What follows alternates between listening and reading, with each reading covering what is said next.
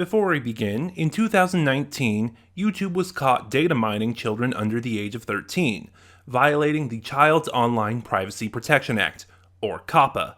Since settling, YouTube has enacted new policies meant to dodge responsibility and scapegoat creators. This video is not made for kids. It is not targeted at kids. It is not advertising to kids. Parental discretion is advised. Hey guys, how's everyone doing? This is the Sentinel watching over Geekdom, and welcome back to Sentinel Reviews.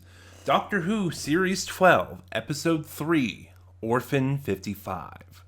Written by Ed Heim. I think. I've only ever seen his name written, so Heim, him, Hime, I don't know what it is. But as always, I will be talking about spoilers, so this is your only warning. Be advised that if you haven't seen Orphan 55, yes, you will be spoiled. But I've got my notes, so let's go. And right off the bat, this isn't an episode I was particularly looking forward to, because I know a lot of people were, because Ed Heim wrote It Takes You Away, and many people cite that as one of their favorite episodes of Series 11. I don't. I thought It Takes You Away was okay. It was a stronger episode, but I didn't particularly care for it. And my general thoughts on this episode are just, it's very average. I don't like it, but I don't hate it. I'm really in the middle. It's there. And as I get over this, the word of the day is rushed. This episode is very frantically paced. It almost feels really rushed. Like Ed Heim's script was longer than the runtime allotted. Especially because this is a really short episode, you know?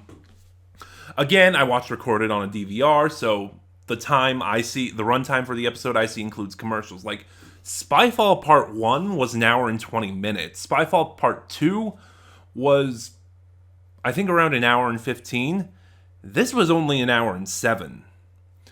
And yeah, I'm sure it was only by a few minutes, but this was a shorter episode. And given how rushed the episode feels, the script needed another rewrite to tighten some things up, cut some things, or it needed a little bit more runtime. So the episode opens with the Doctor and the fam coming in from a previous adventure, which I always like when adventures are implied to take place off screen. Again, expanded universe nuts. And Yaz says something about the Doctor's mood, and the Doctor responds very curtly, "My mood's fine." And I like that, because it's sort of showing the consequences from the previous episode, Spyfall, still having their toll on the Doctor, still having an effect on her. And you don't always get that with Doctor Who, New episode, blank slate, start afresh. Someone actually pointed that out because, you'd have these dark, heavy episodes, and then with really serious consequences, and then you have something fun and lighthearted and silly, and just the tonal whiplash between them. So I like that the consequences from Spyfall sort of bleed into the opening of this episode. And then Graham says he found 6 coupons for a free 2-week stay at a resort, which then teleports them there. The Tranquility Resort. And first of all, we meet one of the side characters. There's a few in this story. Hyphen with a 3. And I already hate her, and I'm pretty sure it's because of the name. But also, the makeup is terrible on her, It's like, she's supposed to be some sort of squirrel person. Like the Doctor later in the episode makes a couple of dog jokes at her expense. And they kind of tried to give her that sort of animal face. You know what I'm talking about? I don't know what it's called. I'm not a biologist. And it looks awful. It looks like someone just painted on her face. And then here, the opening of this episode, again, really rushed, trying to get to the meat of the story, the events that are about to happen. The opening of this episode is probably the Doctor's weakest moment, because throughout the rest of the episode, she's fine. But in the beginning here, while everyone's relaxing, having a good time, she's very frantic. She's very panicked. It almost felt like, as the episode was progressing, it was one of those, the doctor is the only one who realizes something's wrong kind of story. You know, everyone's relaxing, having a good time, and she constantly thinks something is wrong. It's not. And the story does that a couple of times. It makes you think it's going to be one thing, but it turns up being something else. You know, like after that, I thought it was going to be a base under siege story, which I was kind of looking forward to. I would really like to see the 13th Doctor in a base under siege story. But despite that sequence, you know, until the Doctor gets everything fixed, it's not. So I thought that was a little disappointing. There, like I said, there's a lot of side characters here. Let me look at my notes to get their name. There's Vilma and There's Vorm and Kane, sort of the two people running the spa. There's Vilma and Benny, an elderly couple. Nevi, who is the mechanic, and his son Silas, a child who seems to know much more than him. And then there's Bella, who I'll get to her in a second. Hang on, I was just reading a note and I didn't realize what I meant for a second. Most of the side characters are okay. Some of them are better than others, but most of them are really poorly developed. Like, I think it's more of the actors elevating the material that makes the side characters memorable. It makes them decent. Because they, on paper, are about as dimensional as a 2x4.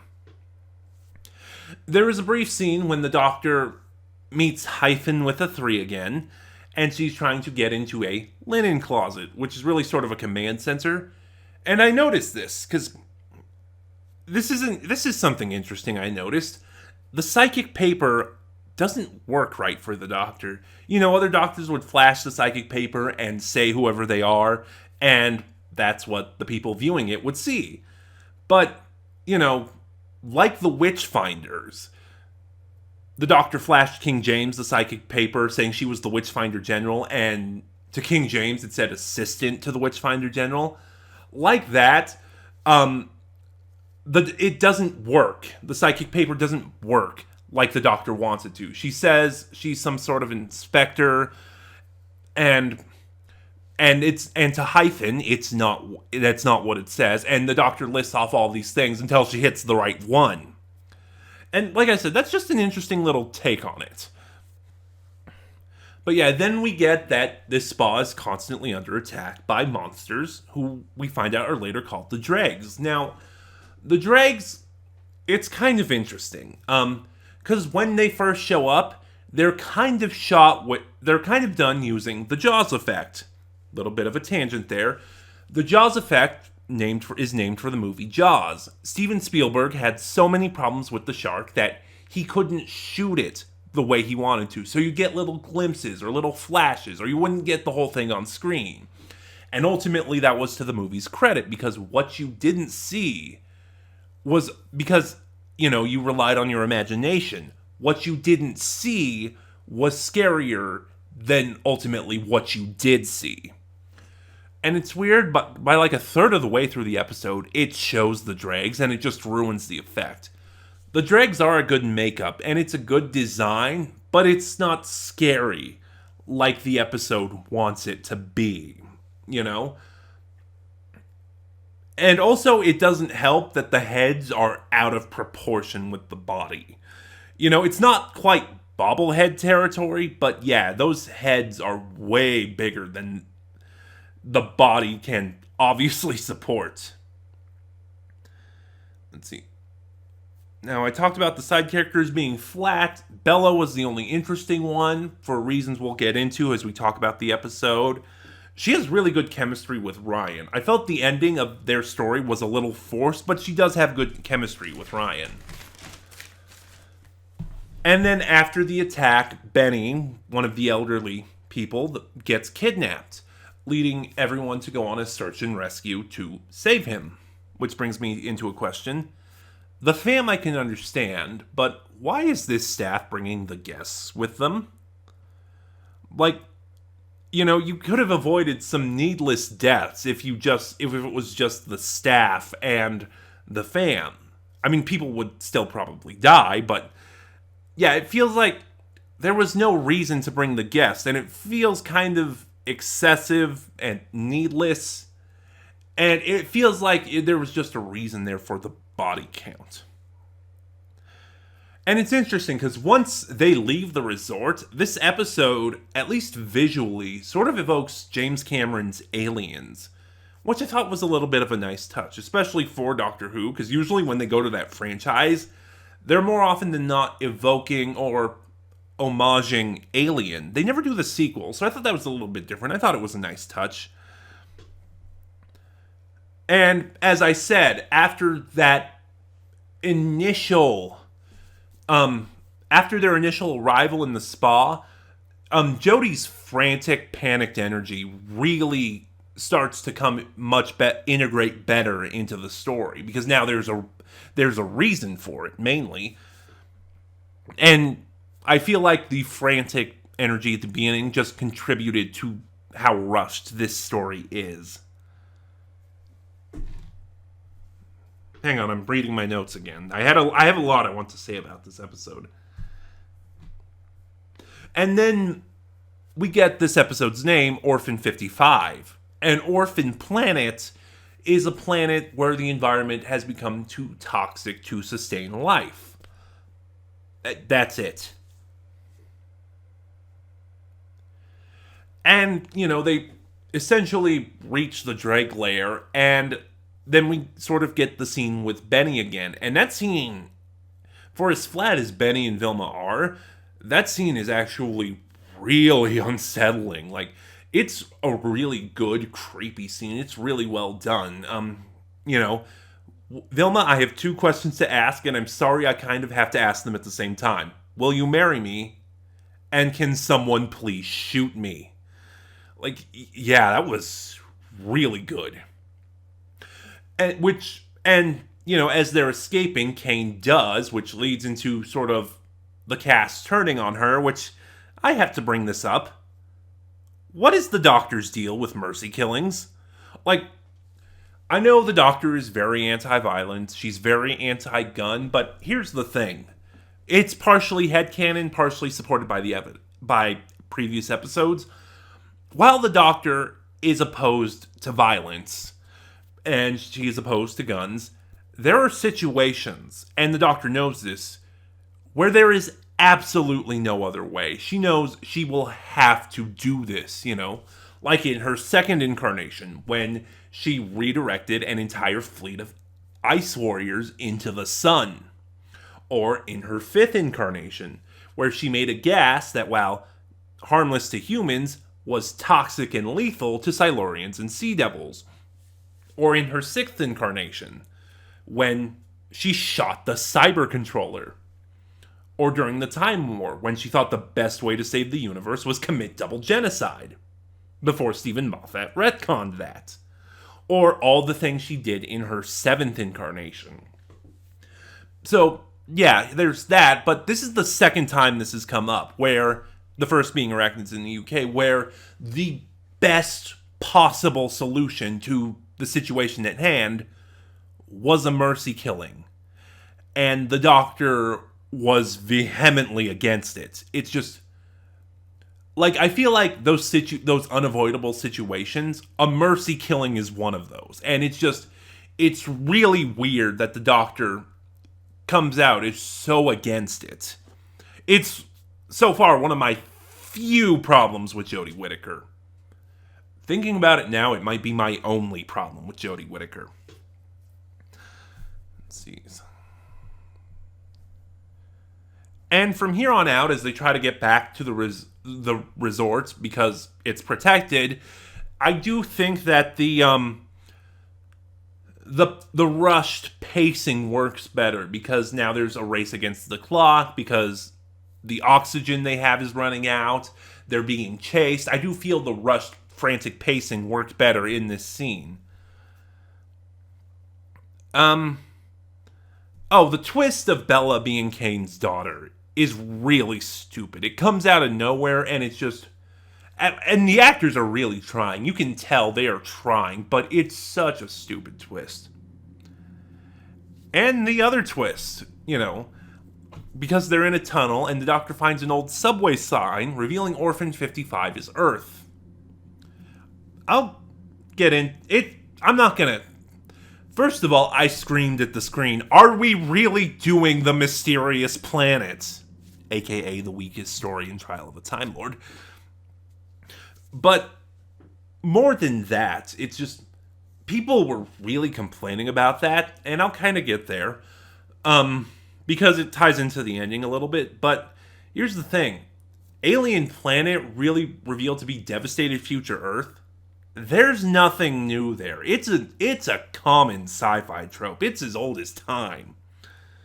And, the Doctor learns that climate change and devastation and war have eventually led to Earth being Orphan 55, which does not contradict, Earth's timeline, the end of the world, and then New Earth and so on, because there's never a date given. There's never a time given. So it could be before the end of the world, and it could be some point in the future after New Earth. But I think it can fit in the timeline.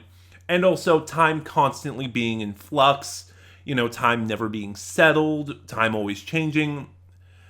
I'm just saying, New Earth is not as... Orphan 55, is not as ridiculous in the Doctor Who timeline as people are making it out to be. And then I do think Vilma's sacrifice was touching. I think it was decent enough for what a boring character she is. And again, the Doctor is really commanding here. Like when after Bella blows up the resort and they're trying to escape and the dregs are getting in, she tells her, you made this mess. You're going to help clean it up. And, this is something I forgot to mention. Like I said, they were trying to do a Jaws effect with the dregs, which I already explained, and then they showed them. And then repeatedly throughout the episode, they kept trying to do the Jaws effect again. It almost felt like the director realized he made a mistake and was trying to backtrack. Only you can't backtrack from that. The ending felt a little abrupt.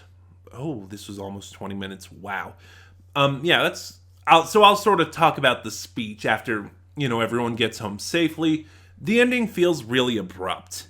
And the Doctor makes a speech about about the state of the world and what could happen. And people are complaining that it's being preachy and it's being PC and SJW.